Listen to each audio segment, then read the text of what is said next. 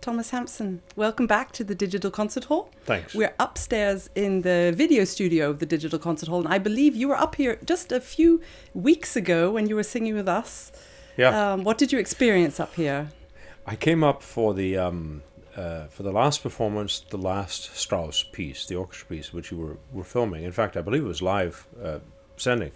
And it's always fun. I mean, you know, there's a whole team sitting here, and you've got all these cameras that have got split shots, and somebody's calling what camera where to go where, and then something doesn't look right, and so it gets changed, and somebody else is making markers, and everybody's following the score, kind of like it's been planned, but there's a certain amount of spontaneity that also goes with it to catch the shot, keep it moving, keep it interesting, but still grab the themes. It's very fascinating, and you know, it would make me crazy. I mean, could you hear any of the music that was going on? Or was just a lot of shouting? I was watching it being filmed, and then over here I was watching it as it was on the internet. Of course, it was a leg, but we were hearing the real time downstairs, and it was really quite beautiful. I mean, I love this sort of stuff. Now, that's why I wanted you to come back and talk to me today, because you are, in my eyes anyway, the most digitally active classical music star. Right. You're out there, you're on the web, you Facebook, blog, Twitter, you even give lessons online.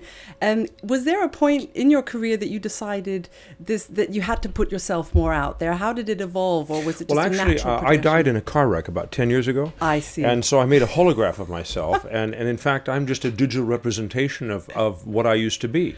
Oh. Me and Walt Disney. Walt Disney's on ice someplace, apparently, waiting for, you know, cell reproduction or something. So you're just out there just doing your hologram thing. My brain's been digitized. That's a hard word to say in an interview. Well, it's easier in English than for some reason in German. It's one of those words I always sort of.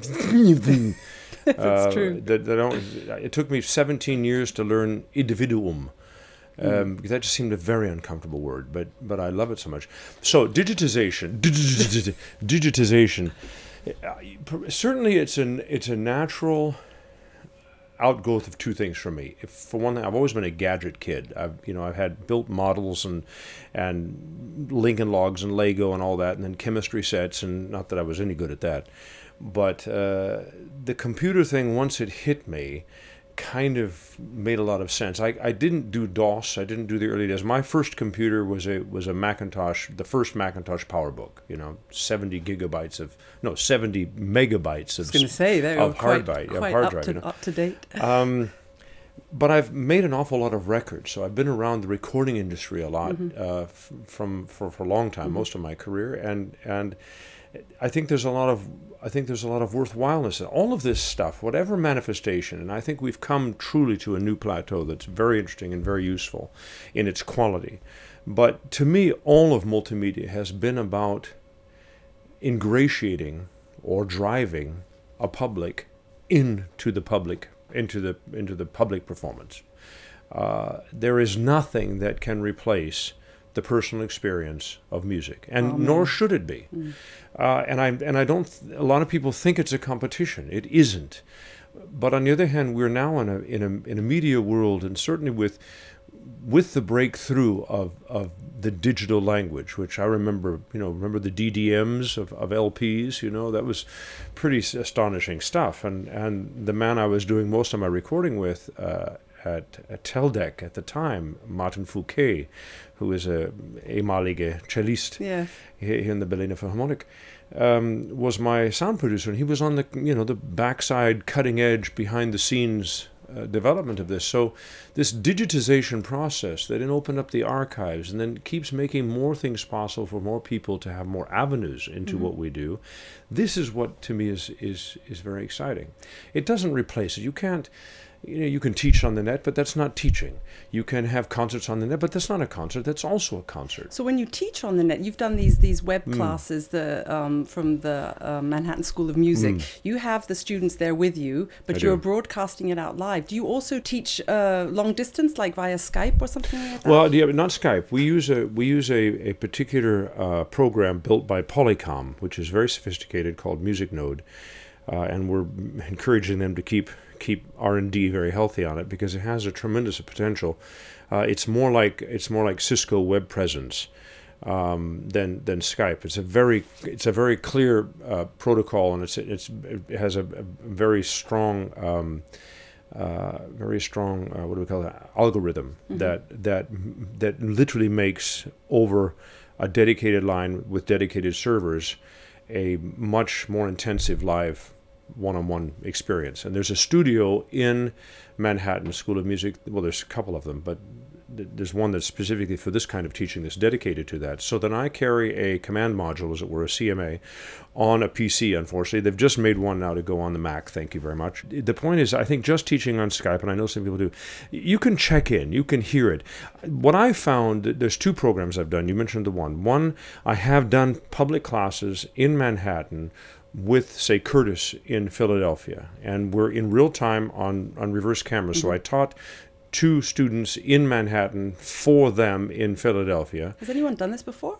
They hadn't then. No. And then I taught 2 vocal students in Philadelphia singing to me over a huge speaker and a huge screen, and that was quite interesting. Curtis's equipment at that time was not as sophisticated as ours, so there were some problems, but it was a test balloon. I mean, we have to keep trying these things. Then the second part that you referred to is actually, I think, more technical, more difficult, but more perhaps rewarding. And that is kind of my own little telementoring project. I took 4 students at Manhattan, and I knew them personally. I know what the room sounds like. I know what they sound like. I worked with them. Then over a period of 6 or 7 months, I would try and check in with them in different places. And the first curve that we had, learning curve we had to get over, was I was checking in from various hotels around the world. And of course, firewalls and all that and connectivity. It wasn't actually the bandwidth. That wasn't our problem. It was the firewalls. We just couldn't get through them to make the command module work. Both Polycom and the development of internal server systems for hotels has actually changed very significantly in the last 5 years, 3 years even. So we got a little bit more over that. But the ultimate goal was that when I'm in Zurich at home, and I have a very clear glass internet line, so if I can work in darn near real-time perfect kind of sound. Now, I'm always going to have a speaker situation, but since I know what they sound like, and I know what the room sounds like, and I know what my headphones sound like, I mean, I've tried to take all the variables out of it. What I can do is augment their training. I don't think you can teach someone to sing over the internet. It's hard for the sound, though, isn't it? Because I when I'm teaching, I need to sort of see the person in front of me, get their body language, and also that the sound is such an important thing. Is that really possible over the internet to judge someone's sound? I think for the checking in kind of thing, and for the odd question. Not for the basics. Yeah, some of the basic, well, not even some of the basic interpretive things. Yeah. You know, it was interesting how much I could hear. For singers, most of our problem is, especially in the top of the voice, starts in the middle of the voice. And you can see that as well as hear that, and you can still work with somebody. You can encourage a different singing vowel, even though you're the vocalism of a vowel that is sometimes slightly more pure than the actual sung vowel that you would perceive. You perceive an ah, but we might very well be singing much more o or aw inside of it, whatever that might be. And I was surprised at how detailed that could be. It's the same program at Manhattan that Pinchas Zuckerman has been doing for years between Manhattan and Ottawa. And they're both working on equal state-of-the-art equipment with very strong broadband, very wide, and because the dexterity, the ability to actually see in real time very minute finger movement. Especially the fast This is astounding stuff. And we're now putting up a library in the Digital Conservatory at Manhattan School of Music where you can actually access his classes, and we're starting to index it, and we've actually encouraged the students to almost wiki the process, so that if they were part of it, they can go in and say, well, no, I was looking at this, or I was working at this, and we've starting to index those classes so that you can actually go in if you're looking for, what does Pinchas say about the fingerboard of this particular piece? I'm not a violin. I couldn't play a violin if it, bit me. But it's fascinating. The singing thing, all of my classes are online. They're only available to Manhattan School students, and I do that mostly for the students than for me. Only the students in New York? At this point, people can't log in No, from you all can't over just the go to world MSM and pick Okay. it up. I don't think so. That's Maybe why I couldn't get onto it earlier on. I was trying to see something. Well, we're very secretive at MSM because, you know, we do hold the actual professional keys to a sensational career there. And, come on.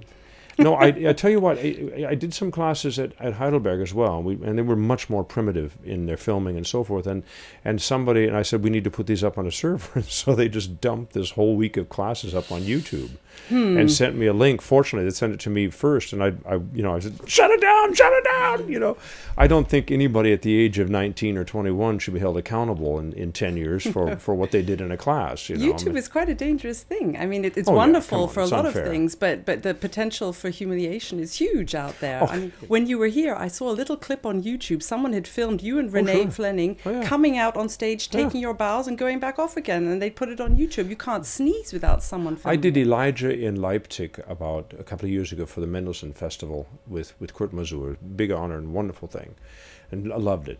And within 12 hours, the big aria, Lord God, Abraham, Isaac, and Isaac, was in its entirety on YouTube. Now, apparently, you know, you can write into YouTube and say, look, you don't own this, you can't do that. And they're pretty good about taking things off. I've seen amazing things go by of DVDs, you know, song by song of various people and artists go up, and then somebody goes in and takes them off. I've only protested a couple of things that I just didn't think were appropriate. Any fans putting stuff up, I just don't bother. That's just their own business. YouTube is for me a huge kind of delta of stuff. Some of it's quite wonderful. Most of it's informative.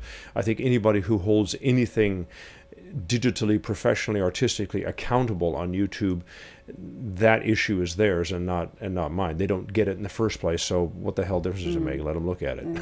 Speaking of your fans, you've got over 4,000 followers on Facebook, and you've got thousands of followers on Twitter. I mean, you really put yourself out there, and the difference between you and a lot of other stars is that you actually do all that yourself. I participated on a pretty active level. I have people who help me maintain it on a regular basis when I get, you know, swamped in every other day concert stuff. But I've also tried to have some fun, you know, tweeting and iPhone podcasting from backstage. I mean, nobody could believe that I actually took a picture of myself on a reverse camera iPhone like 5 minutes before I went on stage the premiere of Macbeth, you know. It makes you so accessible. I mean, that's what the fans love to see. It is fun, but it's not what classical music fans are used to. You know, I got that message. I got that message relatively late, about a year ago. I completely underestimated the intimidation factor. Apparently, a lot of people are just kind of, oh my God, I'm not sure what to do with this on every level. I think it's still a pretty big issue with leader programming and song stuff, but you know, because I've you know, as intense as I can be and as busy as I am and as passionate as I am about, you know, kind of big thoughts and big stuff and all that, I think I'm a pretty normal person, and it would bother me if I thought, and it does bother me when I think that people have less of a willingness to be curious about things that I think are so passionately necessary to the human existence in our lives that I spend my life in, because they're afraid of the milieu that it comes from or the kind of person they think they're going to confront. So I think social media is helping relax that. Now, does that mean we're all the same? No. I mean, we hear different things and we do different things. Musicians are musicians, and God knows singers are singers. You know, one of the first things I say to my classes, if you want to be a normal person, you know, if getting along and Anpassungsfähigkeit is what is primarily important to you, then you will have a very frustrated life. You will find you will become blocked. You know, we find ourselves humming phrases in Straßenbahns. When we're memorizing something, we can see ourselves muttering it alone at a table in a cafe, you know, and you're going to get the wistful look from the neighbor that says, you know, attractive young woman, completely lost her mind, so sad.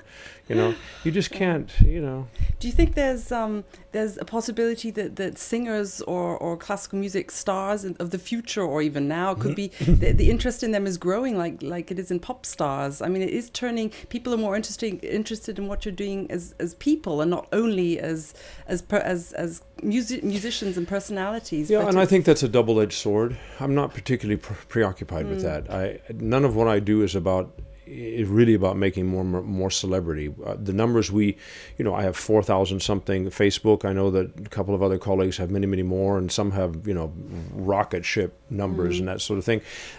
I don't pay that much attention to it. I think that it's a large community. We measure a steady growth, and we also have been playing around with what I put up or how I put up or when I put it up, what kind of reaction we get. And I remember I put up when "Don't Ask, Don't Tell" was repealed in America, which I have felt very passionate about.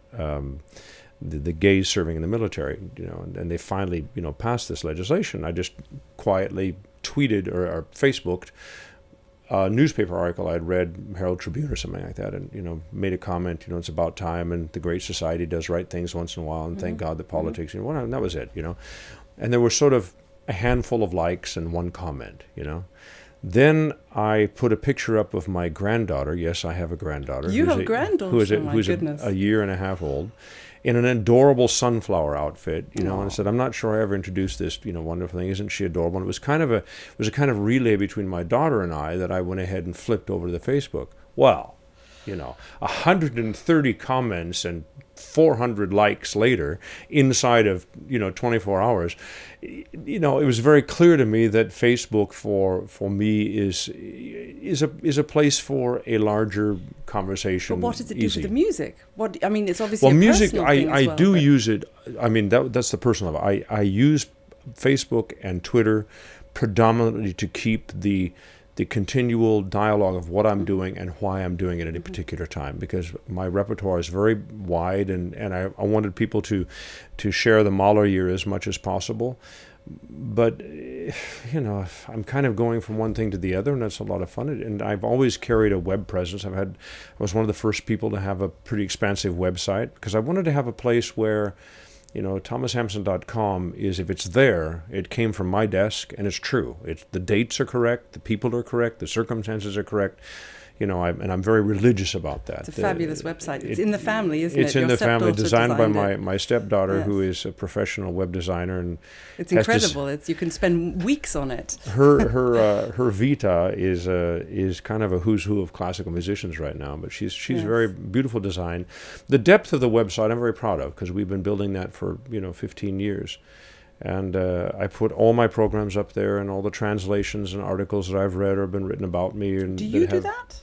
No, I have somebody do it, but it's a checklist. Yeah. I take full responsibility. I'm very, very grateful for everybody that helps me and works for me. Some of them are hired, and some are just a lot of help. But it's my fault, or it's my business. I take full responsibility even for inaccuracies, and I'm glad when somebody points them up. If they say, no, this is wrong, or what do you mean by that? Do you get the feeling that it's moving in that direction, classical music? I feel we're a little bit behind here in Europe, and in the States it seems to be moving forward faster. It seems to be reaching more people. And since I did this YouTube Symphony Orchestra project, I really realized there are so many people hungry for what we do out there, especially in South America. I met a lot of kids that were desperate to hear things about the Berlin Philharmonic. And why shouldn't we share that? I have a friend that lives in Sao Paulo, and he sits down and watches the live broadcast. I mean, it's a great feeling to have that out there. But YouTube Symphony, 33 million observers. Incredible. It was great for classical music.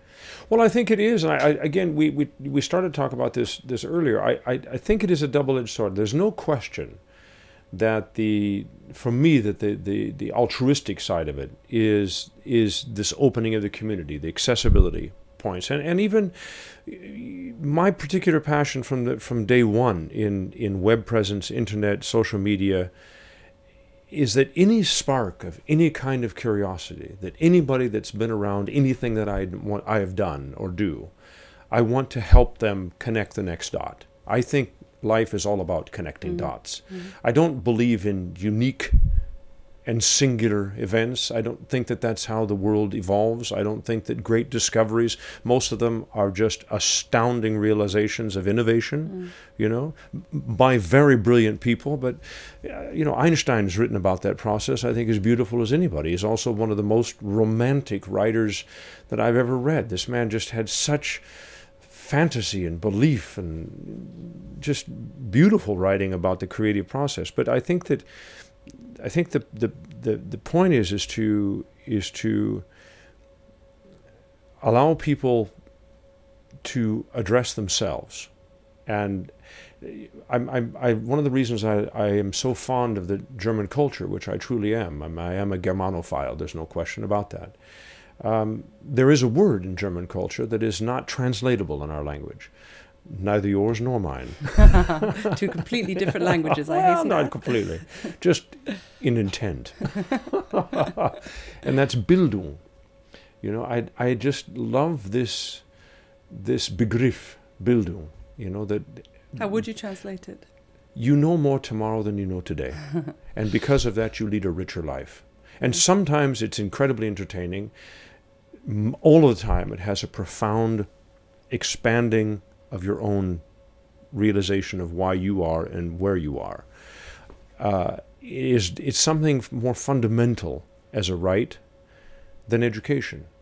You know, when we talk about it in English language, well, it's, you know, it's the natural, it's edutainment, it's education, and it's, you know, we had absorbing a blah, blah, you know, and we go into sort of long-winded details. But if you say in German, Bildung, you get that. You know what you're talking about. And I think that's a wonderful joy of a free society that we should embrace more. And I think classical music belongs to that. And I think that this competition between, now if I can go on the other side of the German culture that I don't get, you know, this morbid preoccupation with Musik or Musik. You know, this is just a question that doesn't have to be asked anymore. Musik and Musik being the two different Unterhaltung terms und Ernst. Yeah, you know, serious or entertainment.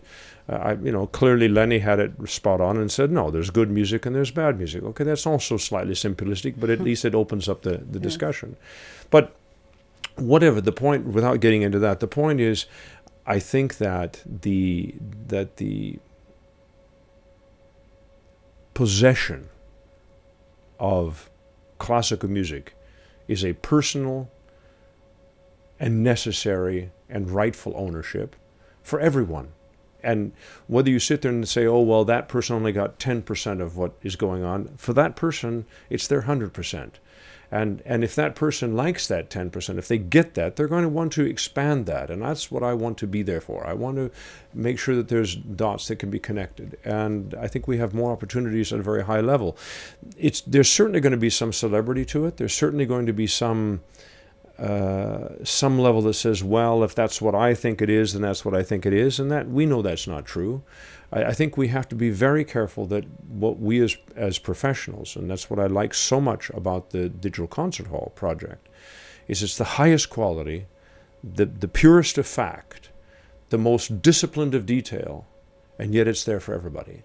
And this is a good measurement. Do you think we can create a new audience? Because we see classical music audiences getting older. They did a survey here in Berlin, and every 5 years the audience just got older. The average didn't go down. Do you think through all these digital mediums we can create a new audience out there? Well, I do. I think that I don't want to be too idealistic about it. I don't think it's about creating a new audience. I think it's about making sure that that we have access points for the kind of audience that is there. The same questions for education. The face of education is not just changing. We do not know what it will look like to educate in 5 years. We have to change. And we have created the Facebook generation. Mm-hmm. We have internet above us. God help us should we start trying to legislate or tax the internet. That will just, you know, I think that will make the revolutions of 1848 look like, you know, a picnic. I'm dead against it. Mm-hmm. I think that there's whole different ways to be dealing with this. But the point is how we, I don't think it's about recreating content to reach another audience. I think it's about being savvy enough, investing enough, appropriately, to make sure that that audience who has the curiosity, who will come, have the access points that they're used to. And I think that digitalization and digital concert halls are a big part of it. Clearly, the question of subscription has to come into question. It is astounding to me. I mean, the actual crazy fact is that I was reading this amazing chart of, sort of trivial statistics, of which I love to do, but it astounded me that in fact, of all music that's downloaded, even today, above 90% of it is illegal. Do you think it's a good idea then to charge for a classical music concert online, or do you think it should be out there free for all? Whatever I'm saying here is completely open, euphemistic, idealistic. I'm not talking about the digital concert hall. Mm-hmm. I think that there should be in general, and I've been after this with the Library of Congress. That's where my project really started. I think there should be a live, public, free digital library. I've as much as we all in the days of early Naxos were terribly frustrated because they would go to Bratislava Feuerkapelle and record, the Mozart symphonies, and Berlin and Abbado were turning them out, and of course the price points were 12, 14 euros in between, and of course Naxos outsold the records, and so we're well, what are we going to do about that? On the other hand, you have to say, if the people don't hear the difference, then maybe they shouldn't pay more. But that whole argument has gone the way of the goo-goo. We are now in an amazing distribution channel of Naxos. We're in a fantastic library of very simple access. The having an online abonnement with something like that is not that expensive. What I would like to see are layers of access. But I think that it is very important that people who want to hear music and know what we're talking about, they should be able to have that first blush for free. There should be a way to find that. In that sense, YouTube is okay. But for me, this is the building of a very large pyramid, and we're at the very, very beginning of this. And I think we have to release to build up. And quite frankly, if I may say a very negative word, I think we're playing catch up, and we're playing catch up because the record industry is so unabashedly and greedily did not reinvest nor paid any attention to audience development or the development of the audience. And those are two very different things.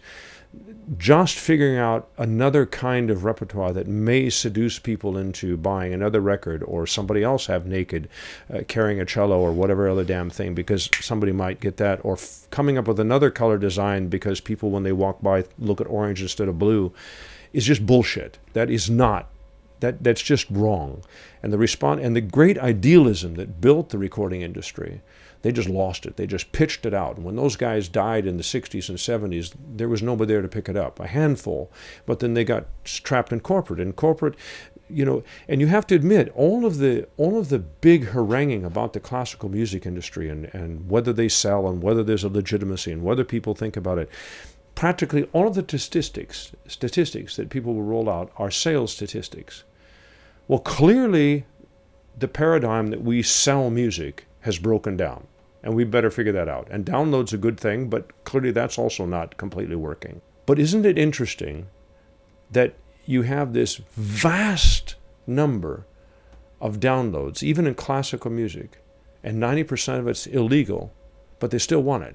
So I'm supposed to say nobody wants to listen to Beethoven? It's nonsense. Complete and utter nonsense.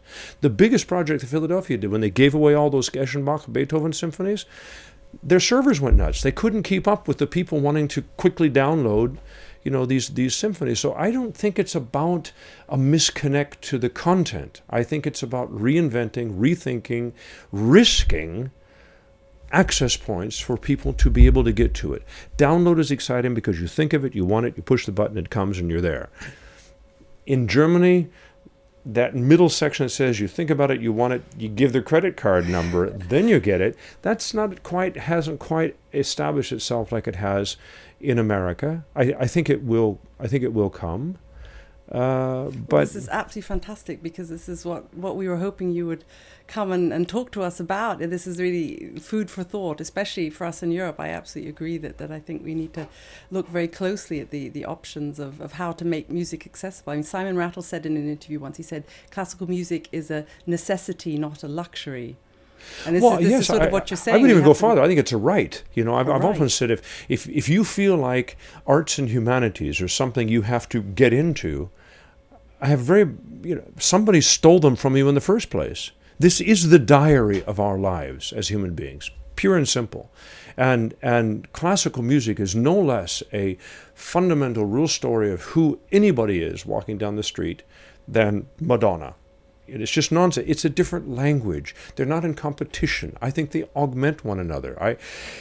I'm not trying to water down classic any more than I'm trying to raise up pop. It's two different. It's Shakespeare and Harold Pinter.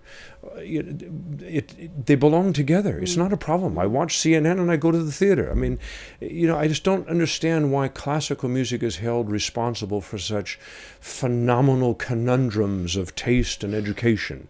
It's just it's not its fault. And in fact, it is the answer to a lot of those very, very frustrations. So what would you say is your intention by putting yourself out there on the web, on Facebook, on your Twitter? Are you trying to reach the people? Are you trying to make yourself more accessible? I'm not trying to reach anybody. Not trying to reach anybody. I'm trying to be reachable. To me, it's the other way around. Just the way, for me, on a concert hall, when I go out on stage, I am not singing to people. I am singing something that I passionately believe in, that I want people to find their own life in. I am a doorway. As far as I'm concerned, a performing artist is a Stellvertreter, is a conduit through which each individual finds their own relationship to that artistic moment. And I'm not responsible for how much they get. I'm not even responsible. I can hope for them, whatever they, I'm feeling a little bit like, Gandhi, or putting my hand, I think it's a much more enriching, enlivening process. I would like to believe that people's lives are touched not by me, but what I have made audible. And you know what? There's a lot of people, their lives aren't touched. And then there's a whole bunch of folks that have got themselves completely distracted with measurements and applications of what they're hearing. Did the horn play right? And did they squeak or did they squeal? And the guy's voice isn't this and that isn't that type. That is not my problem. It is in terms of my own decision of how I do it, what I do it, if I should do it, and that sort of thing. But that's what I do. But the energy in any concert hall, I think, is from the public to the stage. If you go out thinking that you have to convince somebody of what you're doing, or that you know what you're doing, you're going to be a nervous wreck, and it won't be very good, But online then? Same thing. Same thing. Same thing. All I want to do is, like I said, I'm operating very actively right now 4 different websites, and we've got the app going and all that kind of stuff. And it's. I wonder if Tielemans downloaded your app yet. Last week he said he was just. I seriously doubt it, but maybe somebody around him. I don't know. I mean, the app was born out of Instant Encore, apropos libraries and free libraries. This is one of the really enlightened entrepreneurial apps and companies that came up, and I have a lot of contact with them. They, and we know that Margot Drakos is just a fantastic brain in this world. It's wonderful. And the idea of building concerts and giving concerts away so that people, instant encore, meaning you can keep listening to it, you can go back to it. We're building this long and deep, accessible library. I think that the jukebox program that just came out of the Library of Congress is fantastic because and the servers are just vibrating, and there have been something like 24 hours there were 12 million hits or something like that. The Library of Congress, you have to understand, this amazing library online, is the largest public library on the planet, which is the hub of the World Digital Library, which is in and of itself just a program of such foresight and connectability of our cultures. I think is just very moving as well as it's exciting. But the Library of Congress gets over 9 billion hits a year, And this is the literature. You can do primary research on Washington, Jefferson, Madison, all sorts of documents in the library without ever leaving the comfort of your hotel room or your home or whatever. This is important, and it's open to the world. I mean, this is the great beacon of liberty that Americans feel so passionate about, the freedom of access to information, the dissemination of knowledge.